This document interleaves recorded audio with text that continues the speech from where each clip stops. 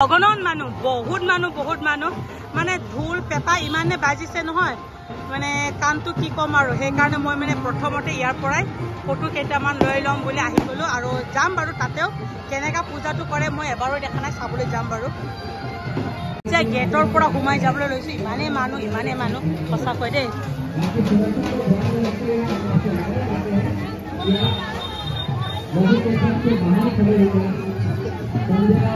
পুরোটা একদম প্রসাদ আমি ঘাটত যাম দে এটা ঘাটত